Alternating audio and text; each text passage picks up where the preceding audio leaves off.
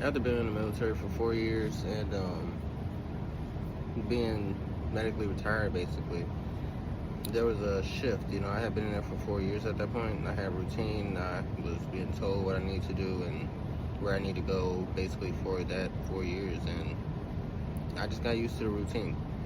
And then once I was out, I was happy to be out, but also I was like, okay, so what do I do?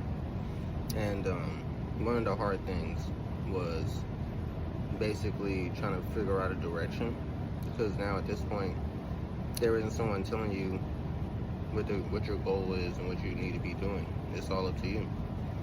So one of the main things I focused on actually wasn't trying to figure out what I want to do. It was just getting myself mentally right and trying to get my mind programmed the way that I want it to be. So, I spent pretty much months just trying to get my mind right and get mentally to where I want to be. And it took a lot of self-reflection, took a lot of time by myself, and just a lot of thinking. And then once I got to a point to where I felt, comfortable with the progress and the way I was headed, then, I started thinking about exactly, okay, so what do I need to be in a good mental space and to move forward? To me, that was going back to California. So that's what I did. I moved back to California. Once I got to California, mentally, I feel like I got way better. My headspace was way better. It wasn't that clogged. It wasn't so much paranoia and whatnot. So then once you get to that point, it's like, okay, so what do I want to do exactly? Like, what do I want to work? Am I just trying to sit here and chill? Like, what am I doing? And me, I've always loved to work, always wanted to work. So at that point, I was like, I need to find a job.